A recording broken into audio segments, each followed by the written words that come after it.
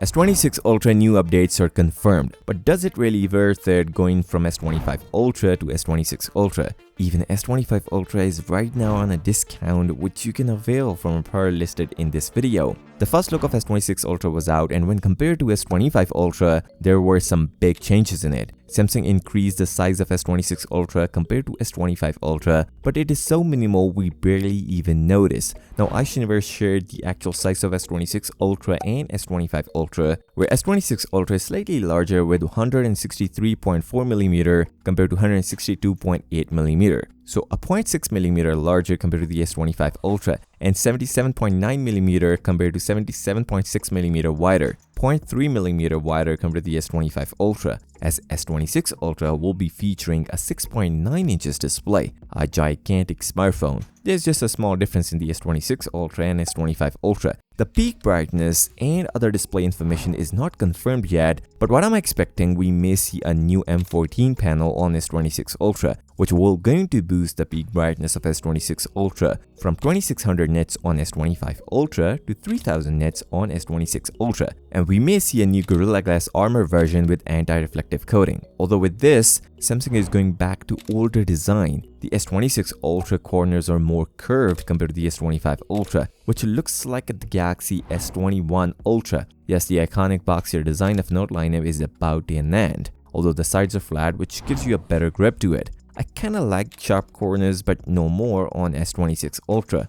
Although if you like S25 Ultra, it is right now on a discount which you can avail from prior listed in this video. The dummies of S26 Ultra is also out, and I was right in my previous videos. Looking at the design of S26 Ultra cameras, it looks more like the Z Fold 7. The camera bump looks exactly like the Z Fold 7 and not even close to S25 Ultra. There's a reason of adding these raised design. Samsung is going to reduce the thickness of S26 Ultra at 7.9mm, and with that type of a design, Samsung has to go with the camera housing to support the cameras on S26 Ultra. I just hope it shouldn't wobble like the Z Fold 7. The cameras are also changed on S26 Ultra, where the main camera is getting better for low light performance, going from f1.9 to f1.4 aperture. Ultra wide will remain the same. The 3x 10MP is getting an update to 3x 12MP, a sensor change, and a 5x 50MP is getting a better for low light performance also, going from f3.4 to f2.9. These are the camera updates on S26 Ultra compared to the S25 Ultra.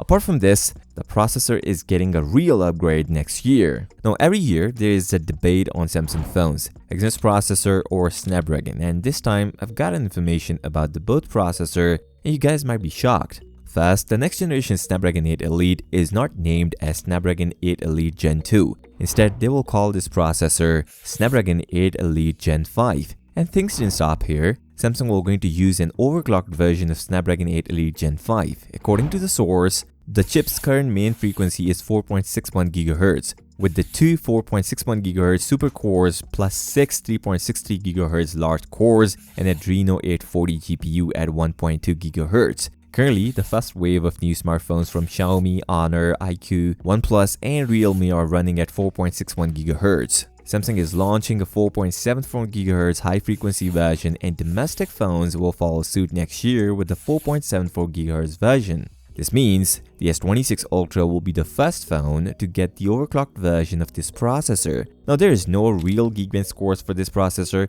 but Exynos 2600 Geekbench scores are out as Samsung will be using it in S26 series. It scores 3309 single-core score and 11256 multi-core score. This is more than Snapdragon 8 Elite, which means there is a progress, but power efficiency is still not confirmed about this processor. On this note, if you're still here, give this video a thumbs up and subscribe to the channel. I'll see you next time. Until then, peace out.